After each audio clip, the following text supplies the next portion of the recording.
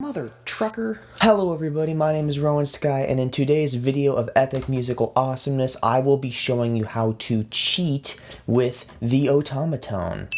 First of all, I am a small growing channel, so please be sure to hit that subscribe button. It would mean a lot to me, and even more importantly, hit that notification bell so you know when I come out with a new video. I promise there's some cool, fun stuff around here. You'll maybe find something you like, who knows. Please be sure to check out my Spotify because I put a lot of work and a lot of love into doing my music there. And if you want to see some cool behind the scenes stuff of all the weird goofy crap I do, Instagram is a good place for that. So without further ado, let's jump into the video so you're not too bored. So today's video is how to cheat with Otamatone. Now, how do you cheat with an Otamatone? Well, basically, there was an idea I had a while ago for how this might be possible, and I kind of forgot about it. And one of the other videos I had recently, a subscriber mentioned that to me, this idea I'm going to show you today. And I was like, wow, that's pretty cool. Like, that actually could work and solve one of the biggest difficulties. So the first question you want to address is, how can this be so difficult to play? Well, it kind of depends on how you define difficulty, right? Difficulty in this sense is getting it in tune, because you can play a tune. It's like anybody can play this thing. You touch the board and open the mouth and you get sound, right? It's not horribly complicated in that way, but the difficulty comes with the fact that this one, more so with this one, it's very compressed, it's very small, and it's very touchy, and there's absolutely no indication anywhere on these things of how or where the notes are found. So how do you play music on an instrument where you basically just don't have any reference? Well, the answer to that can be found in my video, How to Play Otamatone, which is basically talking about Otamatone. Basically talks about how you can use your ears and use pianos and instruments and use relative pitch to find it. I'm lucky enough to have perfect pitch, so it's really easy for me to find notes on this thing.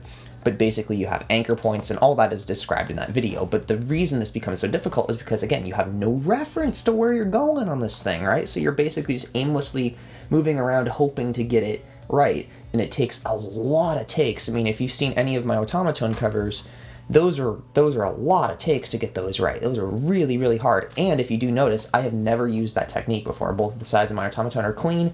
What is he talking about? I'll show you in a minute. So basically, for this technique, we are going to need a few things. Number one, an Otamatone, or two Otamatones. Take your pick. This one's probably easier because it's a little bit bigger scale length. I would suggest this. Do whatever you will.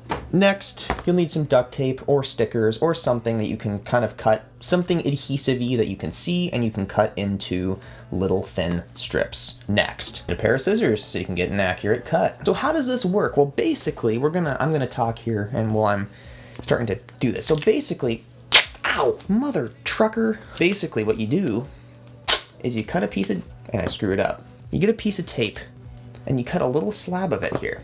So what I'm going to be teaching you today is very, very basic, very rudimentary, but the ideas and the principles apply to, and throw that away, any music you play, right? So basically, I was going to teach you the C major scale, which, wow, well, you need to be taught that. But on the Otamatone, I'm trying to show you, again, how to cheat with this. Now, normally, here we go. Let me show an example. The C major, so C is,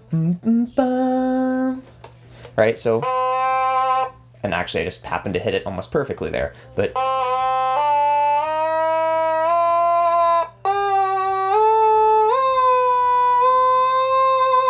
and you see how clunky that was at first, right? Like, that was my first try, that was my first take, and I'm not warmed up, and I have no idea where I'm going, so I'm just kind of sliding, hoping to get it.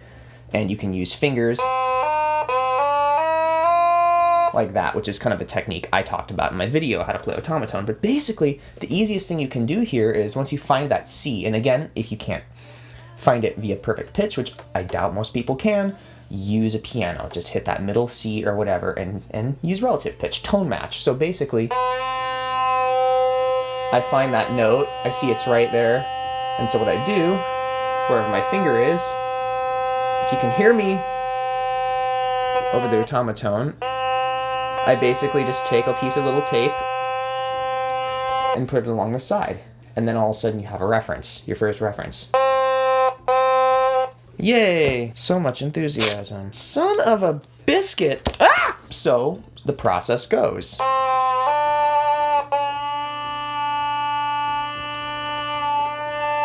I think think when you buy an automaton, they come with like a little guide showing you where the notes are, but I mean, let's be real here. That's not gonna help at all. So now I've got 3. So I've got 3 in the scale. Okay, you know what? I'm just gonna cut to when I'm finished doing this. Cool. So basically, this is the idea. I'm just gonna stop here because you can just kind of continuously go with this idea, but the principles of this can be applied to pretty much any stringed instrument. Anybody who's played cello, violin, bass, viola, even, well, I guess oud, you could do this too, or anything like that. A lot of beginners start out with taking these pieces of like tape, or specifically string tape, and you put it right where your finger positions are supposed to be. And you can do this with automaton, and believe it or not, it makes it a little bit easier. If you want to leave it on there permanently, then great. I mean, if you really want to, I guess you could use Sharpie, but I would not recommend that.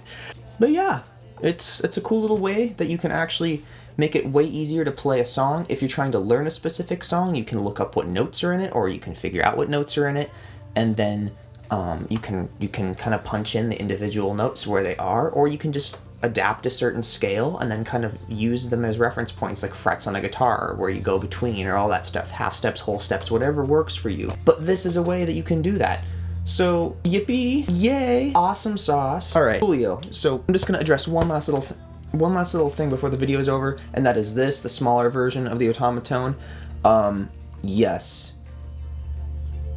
What did I just say yes to? I don't know. But the point is, this instrument is going to be a lot harder, as I mentioned earlier, to do that with. It's, again, very small, but the idea is exactly the same. Cut really thin strips, find exactly where the notes are, and then just put the little marks there so you know exactly where your fingers are supposed to go. Although I do remember last time I tried playing this thing. Let's see. There we go here. I think it's dead. Really? You choose now to do this? Thank you. Thank you so much. But exactly the same ideas here. It's very scrunched up with this one, but you know. Whatever works for you, an automaton is an automaton. I personally like this one the most for all my covers and stuff. So yeah, I hope you found some use in this, but either way, I hope you kind of stuck around to see. Yeah, so anyways, I hope this was kind of helpful to some extent. Just a little kind of basic tip that can help you improve your automaton playing if you're pursuing a career in automatoniology. To become a professional automaton player on tour, which I know was my aspiration for a while until the automaton label decided to drop me. So I hope to see you in the next video, so take care, thanks again, and have a great day. Bye.